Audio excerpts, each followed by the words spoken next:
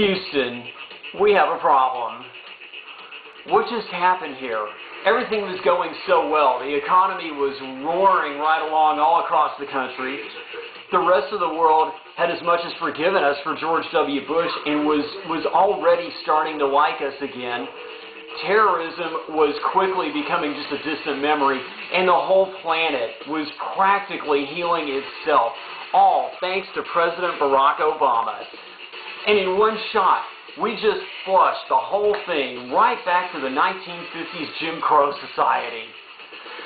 Now, I don't know how it was in your part of the country, but at least all across the Houston area, you couldn't even get into a voting booth without having to actually show a photo ID.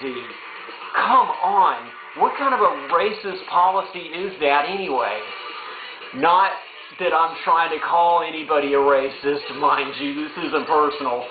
But then again, let's face it, anytime a bunch of crusty old white men get together and start talking about taking back the country, well, I think we all know what they really mean, don't you?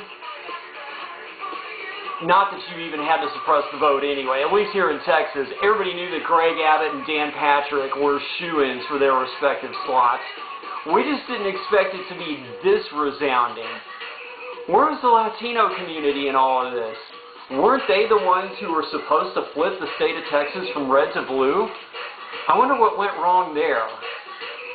I mean, granted, Wendy Davis probably didn't do herself any favors with this crowd with her pro-choice manifesto, but still, I mean, do they really want a border that's so airtight that it only allows in other people who are going to be concerned, hardworking, law-abiding citizens? You know, more people like they already are? Where's the diversity in that?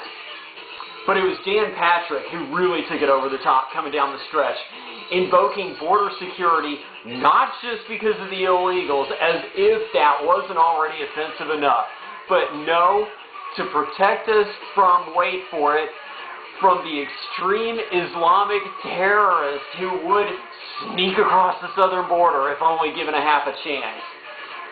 Shameful. Come on, Dan Patrick. There's no war on terror anymore. Everybody knows Barack Obama ended it 3 years ago when he killed Osama bin Laden.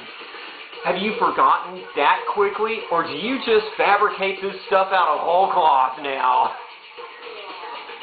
Further down ticket, a lot of the lower profile races for things like city clerk, county judge, or drainage district commissioner, a lot of those were won by people who billed themselves as being tough on crime, whatever that means. It probably means to these people about the same thing as take our country back. But even at face value, it's still absurd. As overcrowded as our prisons are, oh no. What we need right now is soft on crime. Light sentences, probations, just cut everybody some slack. What's a few petty thefts here and there anyway?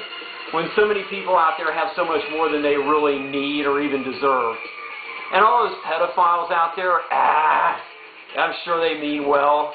The hell, ancient Greece practiced it for hundreds of years, nobody even blinked. Who are we anyway to be so judgmental about all of this? Coincidentally, or perhaps not, they're projecting this to be a record cold, brutally long winter with record cold spells all over the country and around the world, which just, of course, proves beyond all doubt that the planet really is warming up. We should have a conference, a worldwide conference where everybody comes together to address the concerns brought on by global warming. Well, that is provided that the host city doesn't freeze over again.